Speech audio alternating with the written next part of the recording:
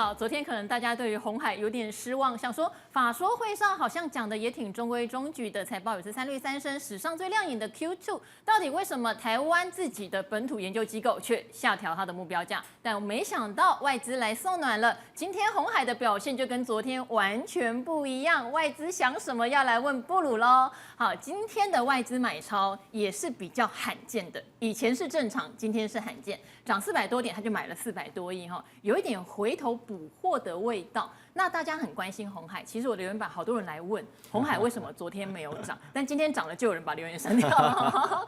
重点可能是外资。另外哦，你的风度图其实有一些强风哦，量小但很集中在这些地方，例如设备类。对。鸿海跟台积应该现在是股东人数最多的2档了吧，在台股里面。是。所以我们今天来看一下外资的看法是不是跟本土比较不一样？是不是？好，我觉得应该差不太多。可是外资通常他们会看的比较长，跟比较基本面是啊，本土可能它会再包含一些比较其他的因素在里面，例如说他们觉得筹码啊什么相关的，我觉得或许会比较有影响。或是在题材上就是有这个 GB200啊，对不对？不确定因素之类的。但其实通常我们看外资，通常我们都只知道说，例如说，大摩目标价多少？对，平常我们可能在报上只看到这样。对，但其实看好大家忽略掉外资的报告通常会给这种乐观的、悲观的，然后其实差超多的。然后还有一般的，可是大摩是不是很喜欢给3剧本啊？通常比较大家的都会给都喜欢给剧本，都要卸，不是卸责，就是要给一点自己留一点后路。所以你看，从8倍到25倍，这个价钱差超级多的。等一下哈。悲观可以只剩下113块，是怎么回事？对，差的非常多。所以呢，我们看一下，大部分其实我看外资大部分都还是持续调升，是，因为外资持续对，基本上他们是看1年、2年的基本面，所以基本面持续，他们觉得变好，基本上他们就会调升，他们比较不会去关注说可能一季、下一季可能会比较有一点杂音，这种他们比较不会放太多心思在里面。是，再加上我们看到最近呢，刚刚永年老师有讲到。8月底对不对？还有辉达的财报也公布了，最近反弹也反弹了很多。那我们先来看一下，辉达是不是在大环境上，我们可以找到一些暗示。好，暗示。对，你看营收部分是什么？好，其实市场预测的目前持续都有达到。好，你说它的过去的获利轨迹、营收轨迹都有达到市场预期嘛？甚至超标啊。对，所以我们看利多的部分，其实。基本面大部分，你看这些，不管是科技巨头的投资，哇，计划3000亿美元新的投资，或者是这些新的东西持续都在发生，所以基本面来看是很多，好像似乎还是很多新的需求在发生嘛。持续有资本支出，也有新的产品，对不对？对。好。可是隐忧的部分呢，我们看到最近如果喜欢看筹码的，你会发现很多大咖，对，索罗斯、桥水，黄爸爸，对，一直卖一直卖。可是有人说，像他们内部的高层是本来就有一些卖股计划，是早就拟定好的，也有可能。好，但他拟定的这么近，是不是有什么状况？对，可是我们就只看到一直卖嘛。拟定在最近一直卖。对，而且不止，就算我们不要看，如果不看辉达，你看连八爷爷，哇，也是满手现金。是。所以我觉得，如果以整个趋势拉长一点来看，对，或许我们觉得，爸爸跟爷爷都觉得贵了，所以我们可能你现在要在这边做一个我要来买在这边做个3、5年的投资，可能就我觉得会比较不合理。但如果你是看，我们看这个 MACD， 其实在美股也是一样用法，辉达在这边往上了，但如果我们做个几周的。甚至是几个月的这种交易，我觉得或许听起来就还蛮合理的。好，你的意思也是跟现在台股类似，对不对？短线上你这样谈，你当然觉得短线有肉可以吃嘛。但中长线回归到他们这些就是什么金融大鳄的想法，可能就没有那么甜了。对，八爷爷虽然空手有时候可能可以空手很久，是，但通常回过头来看，好像都还蛮有他的道理。是。好，那我们再回来看鸿海，所以大摩我们细看他这次报告讲了什么？好。第2季的这个毛利率是 beat 嘛，是比预期的好，其实只好了0.1、0.2%，也是好。对，可是你往回去看鸿海过去几年的第2季的毛利率其实差不多，所以因为我们看到新的 AI 的东西，它的占比你看今年2024是它的占比营收大概占顶多就是这个5-6%是的程度嘛，是。那大家外资最重要，他们是看到2025年了。是2025年会占到12%，好，所以你看他们现在目标价都是用明年的12、13倍去给。好，所以他们还是认为明年会提升啦。对，明年会持续提升。那大概一半是这边 HGX， 一半是 NVLink。好，所以上修 EPS， 所以基本上他们是看好的。好，其实 EPS 上修就是一个蛮好的状况了啊。对呀，对，基本上是这样来说。所以你看，我觉得比较特别就是展望，其实老实说，重点就是只有 AI 伺服器的营收占比提升要提升的多快，是它能不能在明年提升到12%或甚至是更多？可是因为鸿海的营收占比太大了，所以你真的要有很多人才可以提升，可能提升0.1、0.2。那这个主要就是外资在看的地方。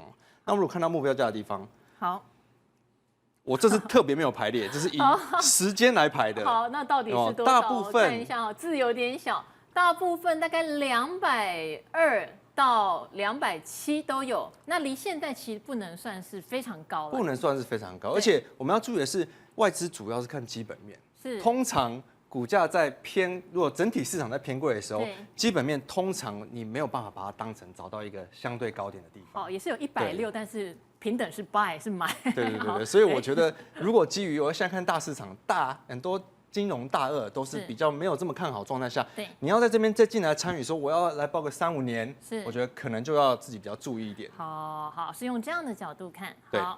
好，那我们就来看一下，这个成值排行。好。这个是今天的成值排行，已经又回到红彤彤。其实这个参考度真的很高，因为上礼拜还在大跌的时候，你会看到成值排行前20，每一档打开来看都是涨右下角的，然后从第一天、第二天开始反弹，就越来越多档。原本我记得第一、第二天只有2-3档是还在右上角的股票，例如说像亚光这些比较强势的现在默默的已经回到大概一半都已经回到上面来了。好，所以你光看前20名就知道现在市场的状况，资金它愿不愿意回流？好，愿意回流的话，它的意愿有没有延续性？我觉得延续很重要，因为延续性对我们散户是最有感的。我们只要不延续，我们就觉得很痛苦；如果是往下的延续，也很痛苦。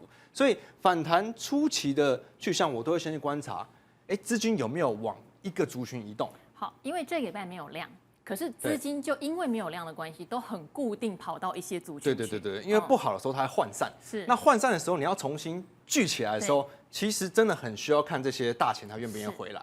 所以你看，我们先看这个好了。今天的量还是很小嘛，占了前20名，占了整体的40%啊，这不是一个很热络的状况。对，这是算蛮冷的状况。对。那最近呢，你看从这边也有一些台积电买厂，所以其实设备是有它的道理、它的题材在，所以资金往这边去是也很可以理解的。那除了设备以外呢，其实反弹最先看一定就是全指股嘛，全指股 AI 刚刚有提到，设备机器人这是目前最明显的族群。那我们就往下看，我们之后可以再点到，我今天勾起来是4档是设备的，那其他都是比较在上面一段时间的了。好，其实技嘉也有哦，刚刚施工或华晨我们的选股教练有提到，也都有在上面。没错。好，我们现在看风度图。风度图就是我觉得我们很需要让自己判断一个基准，好，而不是你刚刚说第二只脚。有没有第二只脚？还是有中脚？就是你永远都好像怎么想跟自己感觉都不太对。没关系，断了线的风筝就交给你抓回来，好不好？对，所以我记得风筝在哪儿？上次来的时候，我们是刚变无风的时候，我还记得刚变无风的时候说，你就是要先小心，等到至少先变成阵风了。这边它变成阵风了，可是还没反应过来2天，它又下去了。那这边又再度变成阵风。好，那这边是连续，我记得是7天的阵风。所以你大家可以期待说，连续7天，或许盘势可能慢慢变稳了。那我就去观察有没有资金开始回流。那当时就是设备跟机器人最明显。那我们就看说，为什么它资金会往这边流动？是不是有当时的题材啊，或者是一些其他的原因？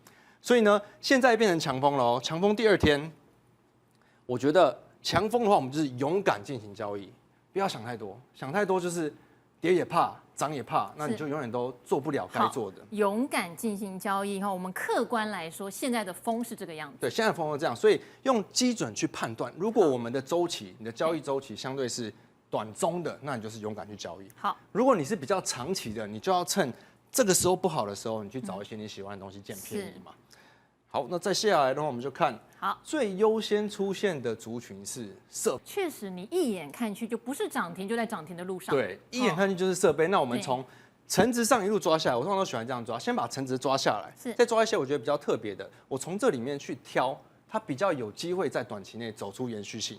那这个是成值的前面几档，前6档，是这边。那我会通常你看这个是营收 YOY， 这个是 EPS 预估的 YOY， 是都是在成长性的，所以成长越高的市场越优先去看它。哇，这个是这个礼拜最红的嘛？好，你看它的营收 YOY 跟 EPS YOY 成长都是创高的，连续好几个月，所以你就很容易会先去看到它。对，又或者是这个，它的营收成长这种，你就可以优先去挑出来。好，那我们再去看一圈，周 MACD， 哇，其实你看设备股都是已经全部都翻红，开始翻红。那翻红的意思是代表，它的金流有可能持续的会涌进来。是。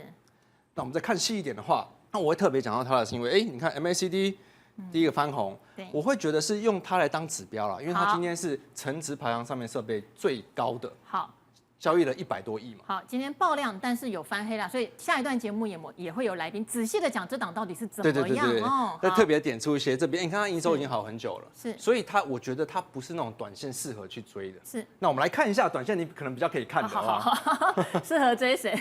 哦，这个比较特别，华景店它相对的。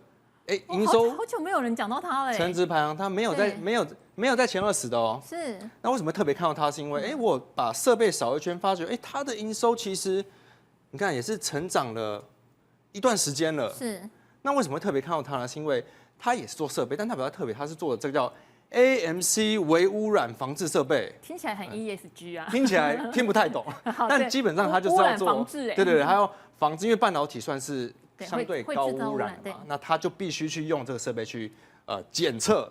那所以呢，你看光是这个，我们看它的主要营收就达到80%，所以它其实算是设备里面必要用到相对很纯的公司。是，但是呢，主要是这个它的获利不输万润，不输万润，股价差了100元，股价差了大概100块吧，对不对？所以我觉得这个的话，短时间内大家可能比较没有这么多人知道它的话，是不是它就比较有可看性啊，这上涨空间。你看它的周 MACD 也是刚翻上，日跟周都是。那如果大家开始觉得万润贵的时候，它可能大家就开始往下走。对，那相对你往本益比啊、营收的成长啊、EPS 的成长去找，那可能就会比较去看到这一档。是，确实台股设备股几十档哈，真的，搞不好还不止。对，搞不好还不止。但眼光老师看在几档上，今天多介绍一些给大家认识，对不对？没错。那再往下看一档好了，这个也是我们刚刚点出的，营收跟 YOY 都是有成长性的。是，这个是君豪，它主要是做半导体先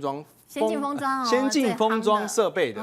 那它主要是在封测厂跟晶圆厂的客户，再加上它有做到 Micro LED 这个 LTPS 的产能，所以它的题材算是蛮多的。营收呢也是有逐渐在成长，基本上 YOY 营收有超过30%的，都会比较吸引到我注意力，因为我觉得你的营收要持续的成长30%，跟去年相比算是蛮不容易的。但是呢，它是比较是这种转亏为盈类型哦，转机型的，对，跟刚刚就不一样，刚刚是获利很好，所以你可能可以去期待它一个比较中期甚至长期一点的一个波段。是，但这种是可能就是这种短线内资金会突然持续涌入，但是它的震荡可能会比较大。所以我觉得我们在交易的时候，如果你可以先好好的搞清楚自己的周期，我这档就是来交易一个短中期的。